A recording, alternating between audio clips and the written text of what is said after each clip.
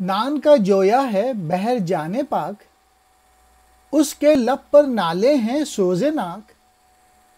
دانائے چین مانند مرغ سرا، نیلگو پہنائی سے نا آشنا۔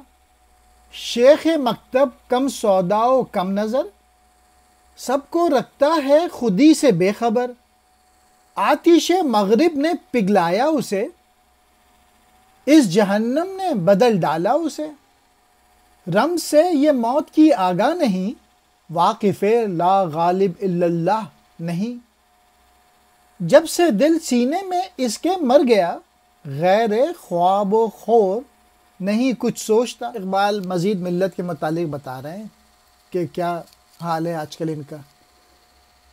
اس کنگال بھوکے نے اپنی پاک جان دے کر روٹی خریدی،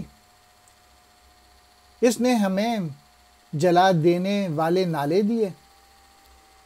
وہ پالتو پرندوں کی طرح دانہ ہی چگ سکتا ہے اور آسماں کی وسعتوں سے ناآشنا ہے۔ شیخ مکتب کم علم اور کم نظر ہے، اس نے اس نئی نسل مسلمان کو اس کے مقام سے آگاہ ہی نہیں کیا۔ غیروں کی آگ نے اس کو پگھلا کے رکھ دیا، یعنی اس دوزخ نے اس کا حلیہ بگاڑ دیا ہے۔ وہ ہے تو صاحب ایمان، لیکن موت کی حقیقت سے آگاہ نہیں۔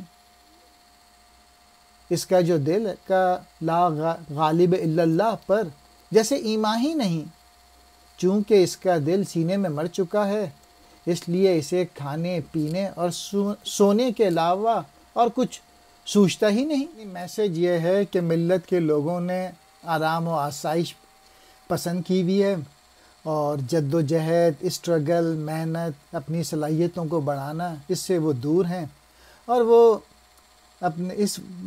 اسی وجہ سے غلامی میں بھی خوش ہیں، اور آزادی کی فضا میں تلاش رزق کی اہمیت اور عظمت سے کوئی دلچسپی نہیں ہے۔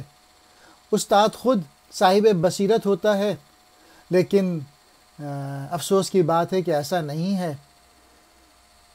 اور بس پیٹ کی خاطر زندہ ہیں، لوگوں کی منتیں کرتے رہتے ہیں۔ دل تو زندہ ہے ہی نہیں، اور غیرت بھی ختم ہو گئی ہے۔